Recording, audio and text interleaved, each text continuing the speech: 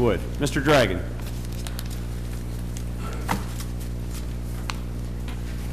Thank you, Mayor. AlDragon 404 30th Street. I would like to ask some questions regarding the $2 million for the St. Philip's track. Particularly, I'm referring to paragraph 5D. It talks about $600,000 for interest on the obligations, and it also includes certain other items. So my first question is this in addition to the $2 million, or is this part of the $2 million?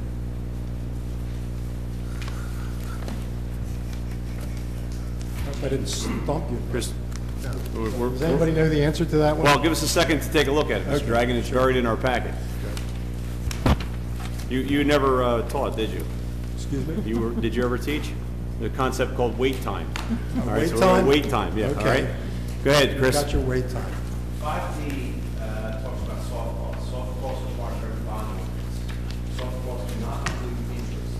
Interest, we passed a bond ordinance tonight, $2 million. That was an authorization to spend money. We also passed an authorization to borrow money in the amount of $1.9 million. The interest on that will depend on a couple things. One, if we ever do borrow the money. Two, what the interest rate is at the time. So, what exactly the interest rate is going to be on what we may or may not borrow, unfortunately, I can't answer that. But, $600,000 included in your is soft costs, and that does not include interest. Okay, but that additional $600,000 doesn't. It's not additional, it's not additional. It's part of the, That's part of the bond. part of That the, will be part Yes. of the bond issue. Okay. It says engineering and inspection costs and legal expenses. Who does that get paid to? gets paid to our engineering firm. Which I guess is? part of that is the architectural as well.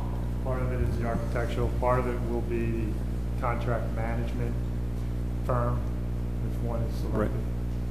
If in fact, if a construction management firm is selected at some point to manage the project, that would be part of this as soft cost. When you say our engineering firm, are you referring to the Duran engineering firm? Yes, they are city engineers. Okay. Do you know what sum of money is going to be paid to the Duran engineering firm on this project? Do we have an estimate for that? No, Mayor, in fact, I have not put together a proposal to Mr. Barber for the site plan work. We were waiting for the bond. So no, I don't have. Well, how is the $600,000 derived? You must have some idea of what's going into it. Normally, when you look at soft costs, they're usually some percentage of the project. So I'm sure that the bonding and the architectural fees, the legal fees, the engineering fees, the construction management fees are all wrapped up into those soft cost numbers for the total project. Do I understand you correctly, Mayor, that there's a percentage of the total amount that gets paid to the engineering firm? Well, I think as an estimate, when you do a bond, this is not an exact number here. This is a number that is an umbrella number to cover some of the costs associated with this project. So in an estimate in terms of coming up with what the soft cost might be, that's probably where that number came from, some percentage of what the cost might be. And what was that percentage for the engineering firm? Like the mayor said, it's an estimate for soft costs, and it's an estimate derived by our bond counsel, Joel Fleischman. And what did Fleischman tell you was the percentage for the engineering firm? $600,000. That's not just that's not just the engineering firm. That's all. Correct. Right. That's the total soft Right. cost, Okay. which includes the 5 or 6 different things that were read. You're unable to tell me what the percentage is for the Duran engineering firm? Exactly at this point, we haven't. He hasn't done the work yet. But Now, as I read Section 6, what was the term you used for? wait time. Give Wait us a time. chance to. I will give you wait time now to turn to Section 6. Okay. Okay? At the end of Section 6, it says, "And the city shall be obligated to levy ad valorem taxes upon all the taxable property within the city for the payment of said obligations and interest thereon without limitation of rate or amount." Now, I didn't know what ad valorem meant, and maybe Mr. Murray does because he's an accountant. So I went to the Wikipedia to find out, what is ad valorem? And ad valorem, I'm going to read you, maybe I'll paraphrase it to save some time, is tax based on the value of real estate.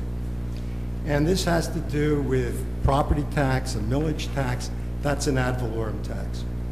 And the tax authority performs an appraisal of the monetary value of the property, and the tax is assessed in proportion to that value.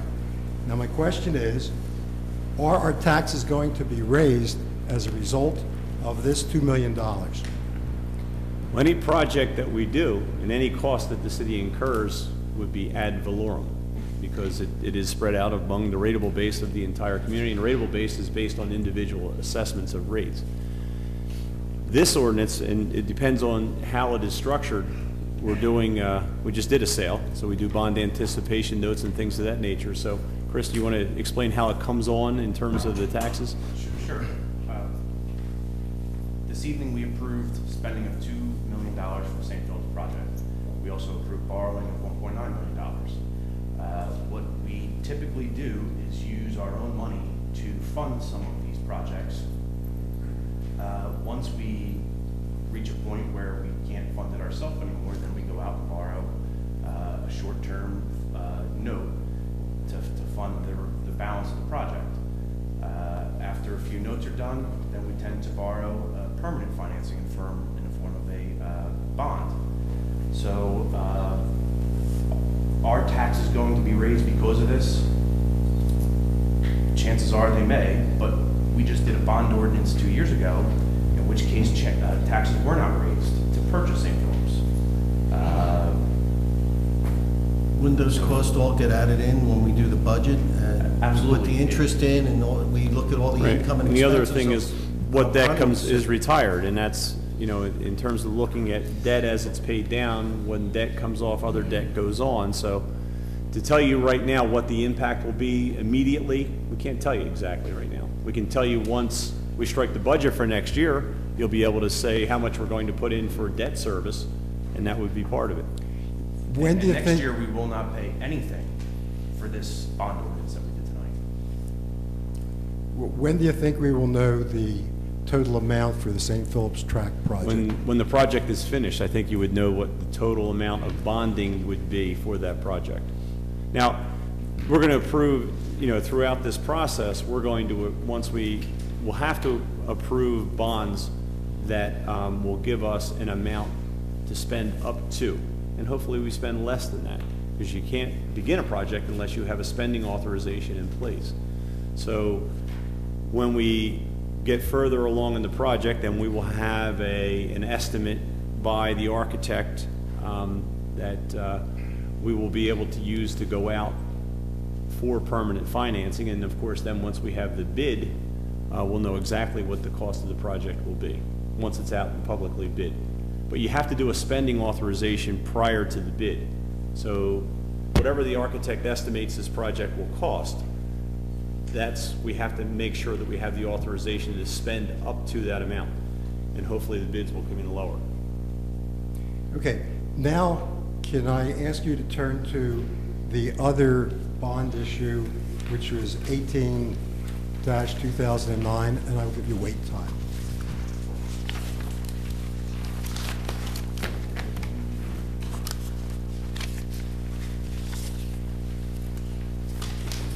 And maybe I can help you out by telling you that I'm interested in Section 3, subparagraph E, which deals with the purchase of an ambulance and other vehicles for municipal purposes. Right.